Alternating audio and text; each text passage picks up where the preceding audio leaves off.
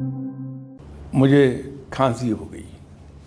اب میرے پاس دو راستے موجود ہیں کہ میں کسی بھی کیمسٹ کی شاپ پر جاؤں, اس کی شیلف پر کم و بیش 15-20 قسم کے کف سرپ مل جائیں گے مجھے, تو میں اشارہ کر کے بتا دوں کہ وہ دے دیجئے, کف سرپ مل جائے گا.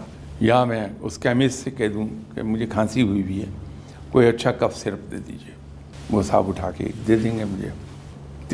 دوسرا راستہ میرے پاس یہ ہے کہ میں ڈاکٹر صاحب کے پاس چلوں اور انہیں جا کے کہوں کہ صاحب مجھے کھانسی ہو گئی, علاج کر دیجئے. اب وہ ڈاکٹر صاحب کیا کریں, بیٹھ جائیے یہاں.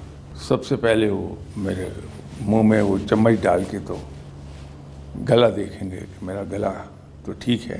اس کے بعد پھر پوچھیں گے کیا کیا محسوس کرتے ہیں آپ, کب آتی کھانسی, ڈرائی ہے یا چسٹی ہے. یہ پوری انفارمیشن لے کے آدھے گھنٹے کی وہ لکھ کے وہی ایک سرپ دیں گے جو وہاں پڑے ہوئے ہیں ان میں سے ایک بتا دیں گے. فرق کیا ہے اپنی مرضی سے میں لوں گا, مجھے معلوم نہیں ہے کہ اس کے سائیڈ ایفیکٹ کیا ہے. پہلے جو میں نے میڈیسنز کھائی ہیں یہ اس کے ساتھ کانفلکٹ میں تو نہیں آتا کہیں.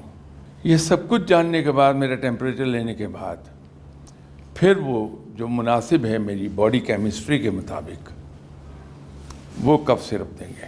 یہ جو پڑھائیاں ہیں اور وظائف ہیں اس میں کچھ مسنون دعائیں ہیں, وہ تو ہر آدمی پڑھ لے, کوئی مسئلہ نہیں ہے اس کو. لیکن کوئی پرٹیکولر وظیفہ اگر کوئی دیتا ہے, جو وظیفہ ہم کس کو کہتے ہیں, کوئی ایک ذکر اذکار جو ایک مخصوص وقت پر مخصوص تعداد میں کیا جائے, وہ وظیفہ ہے.